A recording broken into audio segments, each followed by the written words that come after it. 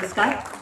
R के योगिनी films productions private लिमिटेडच्या वतीनं इथे उपस्थित असलेल्या सर्व रसिक मायबाप प्रेक्षकांचं मी स्मिता गवाणकर मनपूर्वक स्वागत करते.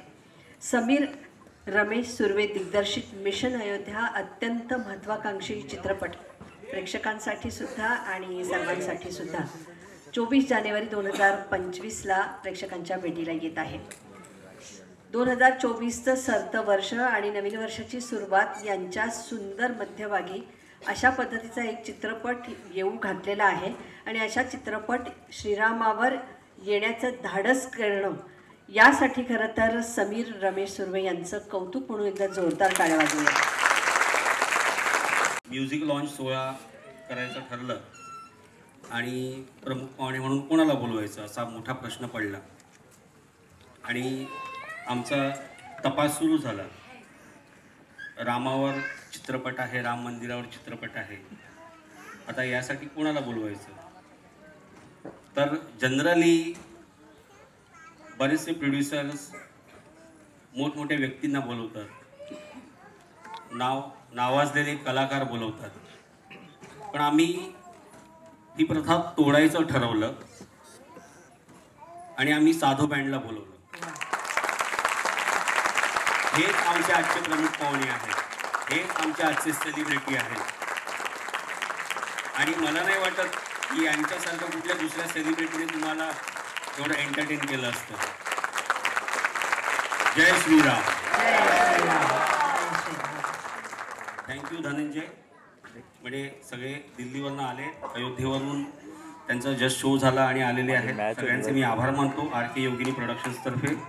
आणि आमच्या सर्व लोकांचा आपण उत्साह वाढवलात, वातावरण राममय केलं तुम्ही आणि मिशन अयोध्याला तुम्ही जॉईन झालात, त्याबद्दल आपल्या साधू बँडचे आम्ही आभारी आहोत. धन्यवाद. आपले निर्माते कृष्णा दादाराव शिंदे आणि योगिता कृष्णा शिंदे संभाजीनगरचे व्यावसायिक म्हणून ते तिथे प्रसिद्ध आहेत. चित्रपटाचा टीझर आधी सोशल मीडिया पेजवरून टाकला आणि अक्षरशः हजारो मनं, हजारो विचार आणि असंख्य SMS या टीझरला आले. आज आपल्यापैकी कुणी एखादं मनोगत किंवा तुम्हाला श्रीरामाबद्दल काय वाटतंय, हे कुठलंही माध्यम असो, TVचं माध्यम असू देत, नाटक असू देत, जो विचार चांगला आहे तो नव्या पिढीपर्यंत पोहोचवण्यासाठी नंदकुमार पाटील हे नेहमी सक्रिय असतात. याचं विशेष कौतुक आम्हाला वाटतं. त्याच्या मनात, ज्याच्या हृदयामध्ये ज्याचं जसं रूप आहे तसा तो श्रीराम, तो आपल्या अयोध्येमध्ये विराजमान झाला. 5वा चित्रपट आहे. श्री पार्टनर, शुभमंगल सावधान, भोजपुरी चित्रपट नचनिया आणि नीला सत्यनारायण यांच्या कथेवर आधारित जजमेंट असे हे सगळे चित्रपट. आणि आता मात्र त्यांचं मिशन काहीतरी वेगळंच आहे. मी त्यांना विनंती करते की आपलं मनोगत इथं व्यक्त व्हावं. समीर रमेश सुर्वे. सर्वांनी जरा शांत बसलात तर बरं होईल. म्हणजे मिशन काय आहे ते थोडं ऐकलं तर बरं होईल, कारण फार मेहनत झाली आहे या मिशन मागे.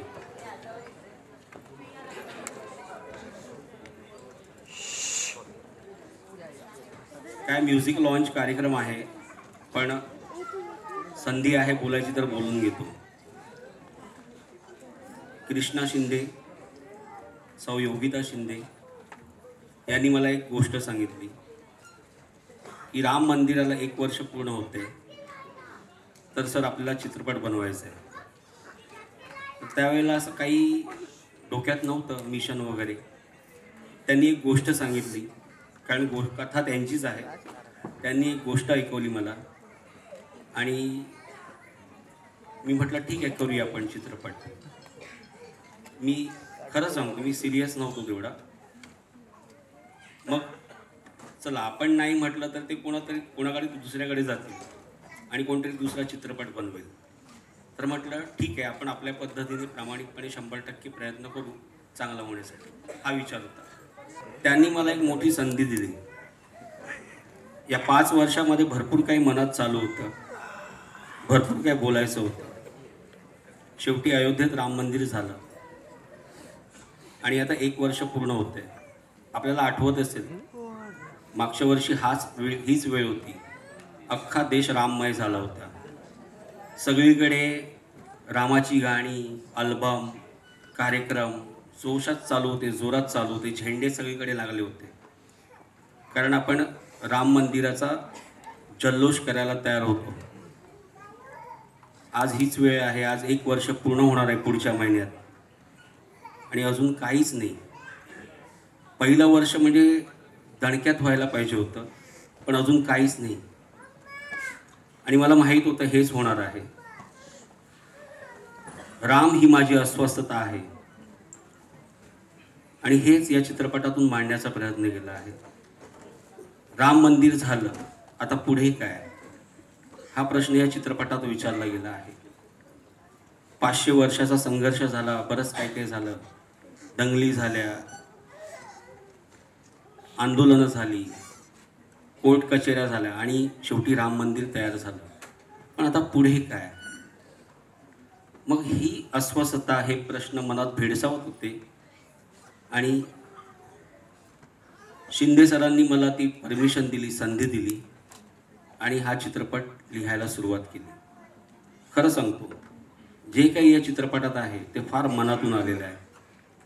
जी अस्वस्थता माझ्या मनात आहे, मला माहीत आहे हीच अस्वस्थता, हेच प्रश्न आपल्या मनातही आहे. आणि मग सुरू झालं की बाबा राम मंदिर झालं, तर पुढे काय व्हायला पाहिजे. तर काय आपण रामराज्य येऊ शकतं का? मंदिर झालं, मग रामाचे विचार, रामाचा आदर्श आपण कॅरी करणार आहोत का, की फक्त जय श्रीराम बोंबलत बसणार आहोत फक्त. आणि मग हा प्रवास सुरू झाला, हा चित्रपट तयार झाला. जे काही आपण इथे पडद्यावर पाहतायत हे सगळं 1 वर्षात तयार झालेलं आहे. मी आभार मानतो चित्रपट निर्मात्यांचे की त्यांनी मला ही संधी दिली. कारण जे मनात होतं ते बाहेर आलं आणि आता पुढचा प्रवास सुरू झाला आहे. एक मिशन म्हणून काम सुरू झालं आणि ह्या मिशनचे आज तुम्ही सगळे इथे सभासद नको म्हणूया, सगळे तुम्ही आम्हाला जॉईन झालात, त्याबद्दल तुम्हा सर्वांचे आभारी. आज संगीत सोहळा आहे, रामाची गाणी आहेत चित्रपटात, पण आम्ही प्रयत्न केलेला आहे की खरा राम त्यातून बाहेर आणण्याचा आणि माझ्या मते तो या गाण्यातून आलेला आहे. आपण आता ऐकालच पुढे. सगळ्यांचे मी आभार मानतो. या प्रवासामध्ये निर्माते, सतीश सरांसारखे अभिनेते आणि बाकीचे माझे अभिनेता, कलाकार, सहकारी. कोणी स्टार नाही आहे चित्रपटात, पण एक ॲक्टर जेव्हा उभा राहतो आणि तो त्याच्या ॲक्टिंगने प्रूव्ह करून देतो की स्टार वॉर काही नसतं भाई, कॅरेक्टर असतं. आणि तुम्हाला सगळ्यांना उत्सुकता आहे कोण आहे या पडद्यावर हा, किंवा कोण आहे या चित्रपटात. तर या म्युझिक लॉन्चतर्फे एक हे निमित्त साधून आज मी आपल्यासमोर माझे 2 महत्त्वाचे पात्र इथे इंट्रोड्यूस करणार आहे. पण त्यापूर्वी या चित्रपटामध्ये अजून एक व्यक्ती आहे, म्हणजे सतीश सर आहेतच, अजून एक व्यक्ती आहे की या लोकांनी जर खरंच कोऑपरेट केलं नसतं, मला नाही वाटत जर स्टार फिल्ममध्ये असते तर हा चित्रपट तयार झाला असता, म्हणजे अर्धवटच राहिला असता. पण या कलाकारांनी जे काही रक्त जाळलेलं आहे, घाम दिलेला आहे, त्यातून हे मिशन अयोध्या तयार झालेलं आहे. यातील एक प्रमुख सहकारी आहे आमची तेजस्वी पाटील.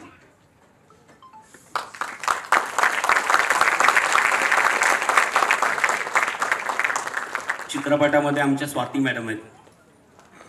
आणि आता मी आपल्यासमोर या चित्रपटातील एक कॅरेक्टर सादर करतोय, विचारे.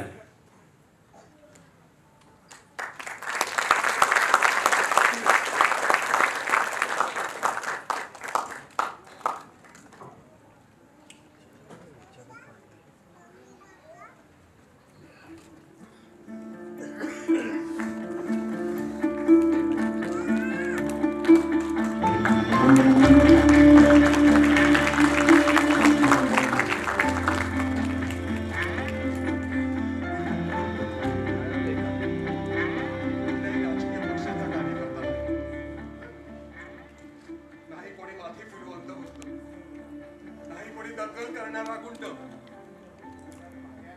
मी एक निस्सीम राम भक्त आहे. राम हा माझा विचार आहे, राम हा माझा आदर्श आहे.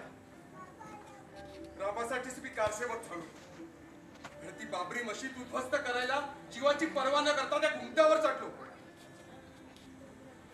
30 वर्षाच्या प्रतीक्षेत फक्त एकच स्वप्न होतं, अयोध्येत भव्य राम मंदिर व्हावं. रामाच्या विटांनी रचलेलं ते भव्य मंदिर बघितलं, माझे डोळे भरून आले.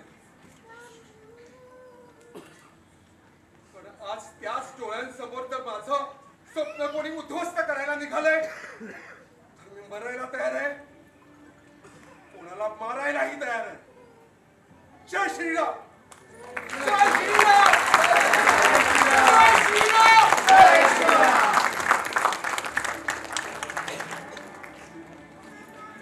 कारसेवक विचारे.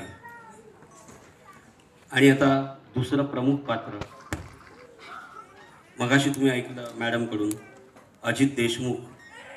त्यांचं हे मिशन आहे, ते आता तुमच्या समोर येत आहेत.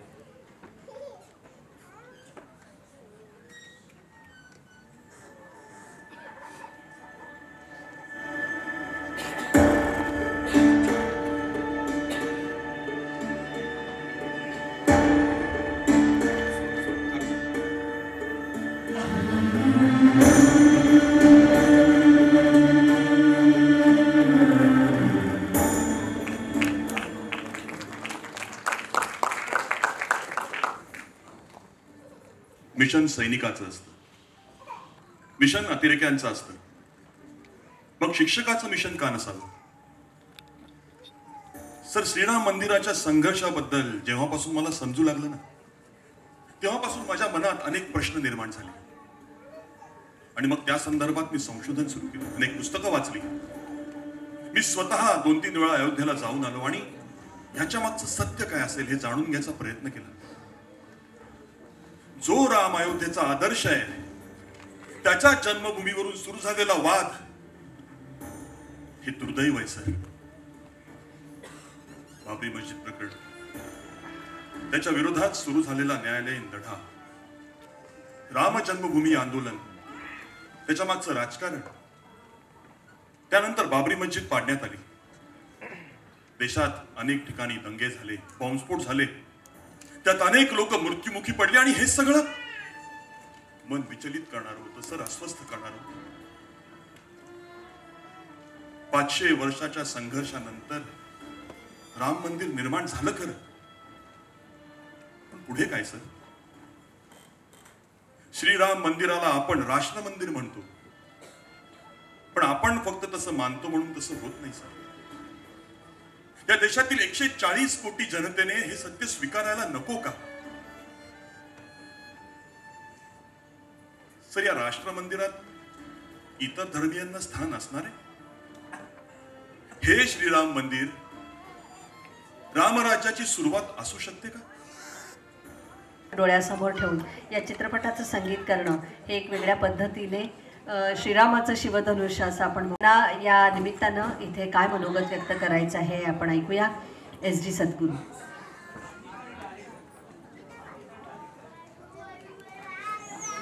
सर्वप्रथम इथे एवढ्या संख्येने आपण आलात. अपेक्षा होती एवढं म्हणजे एवढा प्रतिसाद मिळेल. आज रविवार आहे, पुन्हा 31 जवळ आहे, पण तुम्हा सर्वांचे आभार. सर्वप्रथम तुम्हासाठी स्वतःसाठी टाळ्या मला एकदा ऐकायच्या.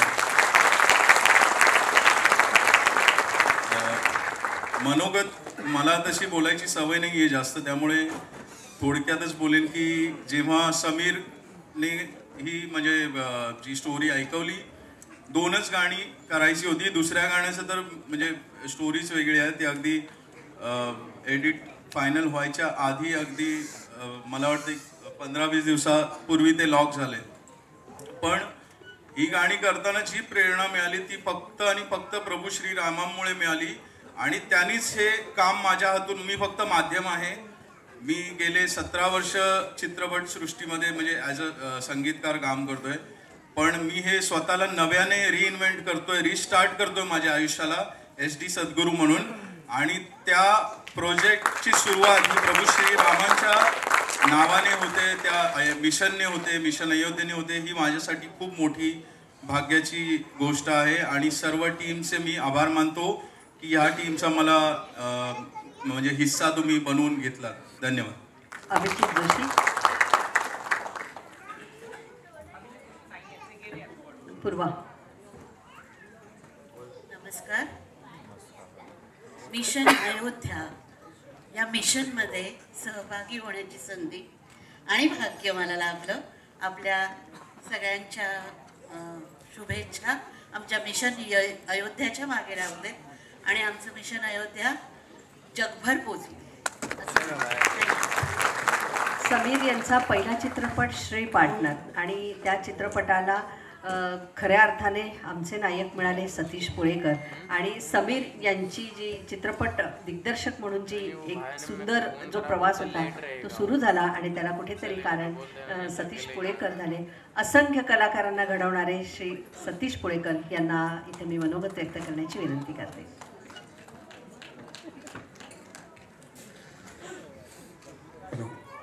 स्वामी समर्थ. जय श्रीराम. जय श्रीराम. खरं म्हणजे मला बोलता येत नाही. सवय आहे की डायलॉग दिल्यानंतर बोलणं, पण आता बोलावं असं वाटतंय. समीर हा मी हे आपण काय म्हणूया की त्याची ट्रायल पाहिली या सिनेमाची, मिशन अयोध्येची, आणि त्यांनी इतकी मेहनत घेतली आहे. माय गॉड, म्हणजे मला आश्चर्य वाटतंय की त्या पोराने ज्या पद्धतीने हा सिनेमा केला आहे त्याच्यामागे हे आहेतच निर्माते, पण सगळे कलाकार, समीर, एक टोटल टीम ह्यांनी खूप मेहनत घेऊन अप्रतिम केलेला आहे हा सिनेमा. म्हणजे तो पाहताना असं वाटतं की बापरे, हे हा समीर हे करू शकेल. खरंच ग्रेट आहे. आणि हे सगळं श्रीरामामुळे झालेलं आहे, स्वामी समर्थांमुळे झालेलं आहे असं माझं मत आहे. आणि मी फक्त एवढंच सांगेन की आत्ता ताई म्हणाले तसं की हा सिनेमा संपूर्ण जगभर जाऊ दे. धन्यवाद. मी सर्वांना पुन्हा असं नसतं होण्याची विनंती करते. आपण या चित्रपटातलं पहिलं गीत आपण पाहूया, राम राया हे गाणं.